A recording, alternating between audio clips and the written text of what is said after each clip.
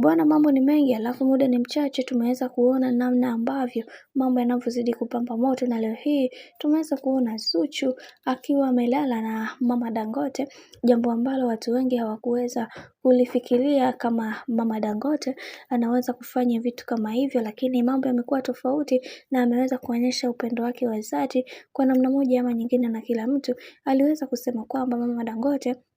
hampendi bibi Zuchu, lakini mambo yamekuwa tofauti na kila kitu kimeweza kukaa sawa, na tumeweza kuona baadhi ya watu wengi waliweza kufunguka vingi na kusema kwa hiki kilichoweza kutokea, Mungu mwenyewe ndiye ambaye anayejua, na tunaamini ya kwamba hakuna kitu ambacho kinachoshindikana katika hii dunia. Licha ya haya yote kuweza kutokea, tunajua ya kwamba Zuchu ni mtu muhimu na ni mtu bora sana katika maisha, kwani kuna vingi ambavyo vipo na kila mtu anatamani sana kuweza kuhakikisha maisha yake yanakuwa katika misingi na mikakati imara. Tumeweza kuona namna ambavyo mama huyu ameweza kuonesha upendo wa dhati katika kila hatua ya maisha ambayo anayoyapitia, na wengi wao wakasema kwa hiki kinachoendelea sasa, wacha tuone, maana kuna vingi ambavyo vipo na kila mtu anatamani sana kuweza kujua nini namna ambavyo maisha yalivyo, ila tunajua ya kwamba hiki kinachoendelea, Mungu pekee ndiye ambaye atakayeweza